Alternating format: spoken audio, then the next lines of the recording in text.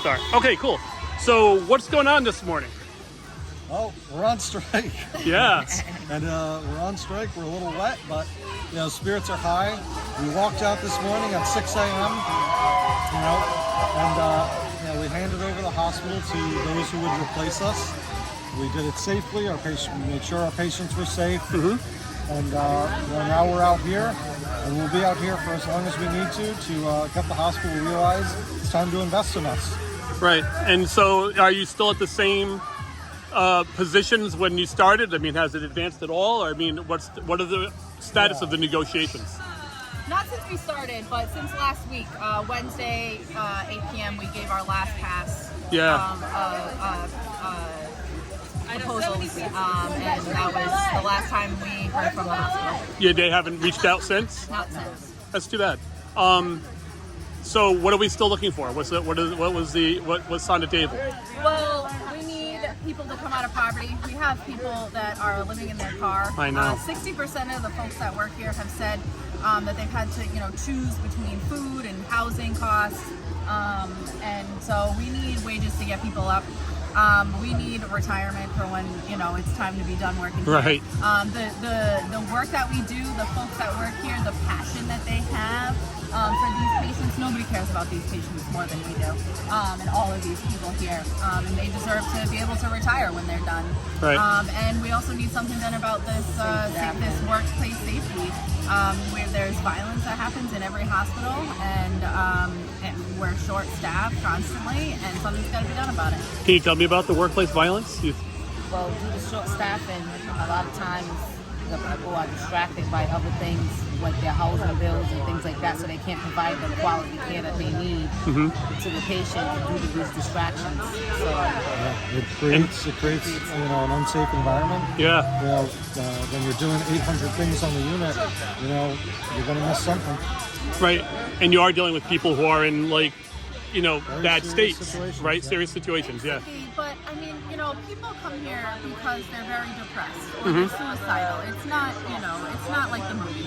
No, I know, and I don't want to give that impression, No, right? I want the public to know that it's our neighbors, it's your teachers, your lawyers, doctors, nurses, police officers, all have gotten treatment here. It's people in the community. And in order to take care of them, we need experienced staff. And in order to, give the wisdom that it takes to take care of the psychiatric population, you have to learn from experienced staff. And in order to do that, you have to retain. And what's happening now is you have a turnover rate that's kind of insane, right? That'd be insane. Yeah. And I also work with people that have substance abuse issues. So sometimes, a lot of times, it's not even people who have depression, things like that. It's just people that's just trying to get back on their feet due to a disease that they have. And people at their lowest point, and you're trying to bring them out of that.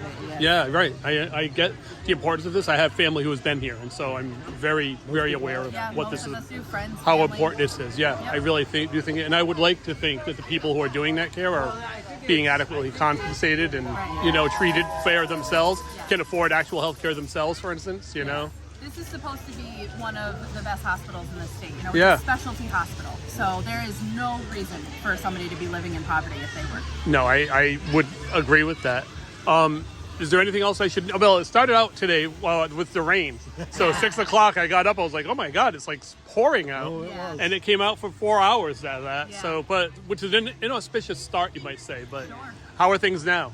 Great. Yeah. Great. I mean, we're used to working as a team. We're used to sticking together. So being out in the rain is really not that difficult. Right, nobody's going to melt.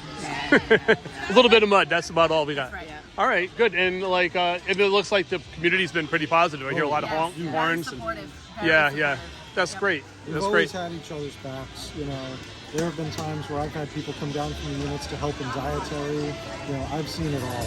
Yeah, We are always there for each other. that's amazing. That's amazing. Is there anything else I should know? We want to thank the community for all Yeah. their support. Even if it's just coming by and honking, we've gotten a lot of support from the community. We want to thank everyone for that. Thank you. And can I just get everybody here to say and spell their names? Daniel Camp, Daniel Camp. Kaylee Butler, K-Lee. Buttleyon. Ashley Willett, ASHLEYOUELLETTE. Thank you so much, everybody. Thank you. This is great. Thanks, Steve.